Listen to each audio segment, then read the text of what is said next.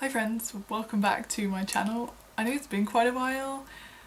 At the beginning of this year I was excited again about making videos, but as often happens, as soon as university starts back up again, I just get really busy with university, and especially the last few months I've been busy finishing up my bachelor, I've been writing my thesis, so that's just been taking up a lot of time.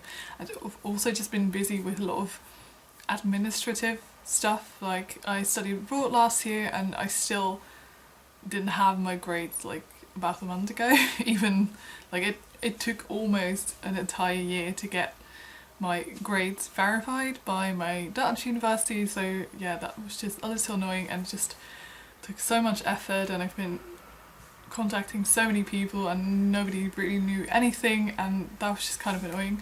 So I've just been focusing on finishing up my bachelor's degree, but I am done now, and I've also already finished writing my thesis a while back, but I've also been studying for an entry exam for a master that I'm going to do, and I did that entry exam a few days ago and already know that I passed, so that is also done.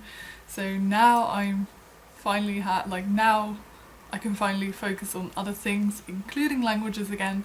And what I've been doing for the last few years, like pretty much every year I would make a long list of language goals for a lot of languages, and I think it's also always a lot of fun, and I'm very tempted to do that again this year, but I've realised that I need to do something else this year because yeah, I don't know, I don't necessarily think I've been doing more work over the last few months, but for some reason I've just noticed that I don't really have the energy that I used to have for some of my hobbies, because I've realised a lot of my hobbies are very productive in a way. Like a lot of my hobbies revolve around like gaining a skill or making something physical, so there's a very tangible end goal, I think, that you can measure, and that's not necessarily always a bad thing, I think, but sometimes I've realised, especially over the last few weeks, I just didn't have any energy at all to like study languages or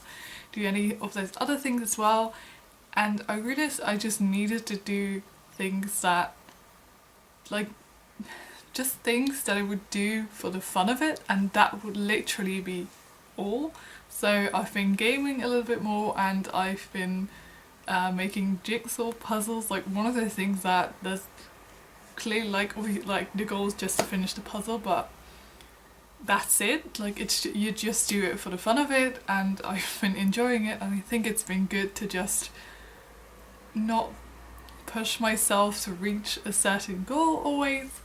So that's also what I want to do this summer. I don't want to make a huge list of goals like I do every year, because I am excited about language again. Like, I've noticed as soon as I was done with the entry exam, pretty much I suddenly got excited about languages again, just because I have more time and like my head is just more in the right space, I guess. But I still don't think it's a great idea to make a long list of goals, so I decided that I'm only going to give myself 3 goals for the summer for 3 different languages, just 1 goal per language, and that's going to be it.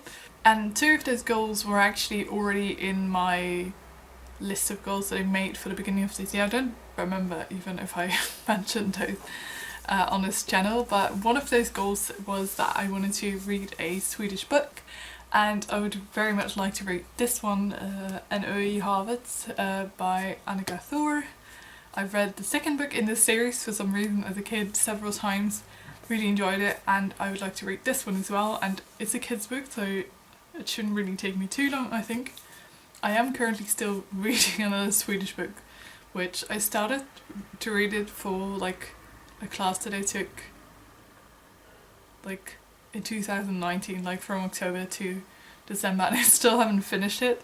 It's not really difficult, it's actually like a very easy book to read, but the topic is not necessarily something I would normally pick up, so I kind of do have to force myself a little bit to keep reading.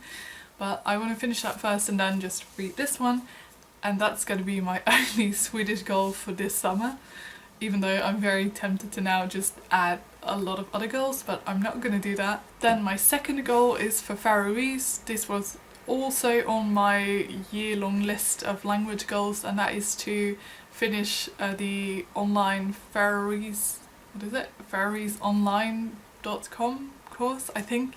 It's not a very long course, and I think I did like 60 or 70% maybe, but at some point I started over because I wanted to take notes, and this time I just want to finish it. Should be a lot of work, and I am especially excited about Faroese again. I started like revising some vocab, and that was pretty exciting. So I do think I'll make a video about Faroese this summer, but no promises. I'm not gonna set any goals for that, and we'll see what happens. And lastly, I have one goal for Korean on my list that I made at the beginning of this year. I had a goal to start this book, Korean from 0-1, and I did start it, but I'm not that far in yet. There's a bunch of pre-lessons which teach you how to write Hangul, and I've done like 6 or 7 of them. So I would like to, well, finish that and then do the first 2 actual chapters of this book. Don't think it should take that long, but this is like the only goal really that I feel like I kind of need to push myself a little bit to actually sit down and do it, but I am excited about it, and maybe I'll make a video about it, but again, no promises, because yeah, I just want to keep language learning fun. Like, it's a hobby for me. I'm not necessarily doing it because I, you know, need it for a job or whatever. I'm just doing it for fun, and I want it to stay fun. I'll probably make some language videos this summer, but no promises. There is like a video that I filmed at the beginning of this year because I studied Chinese back then, that I might just edit and upload because I don't know, just to let you know my thoughts on Chinese a little bit. But I don't think I'll be doing a lot of Chinese this summer, but maybe, I don't know.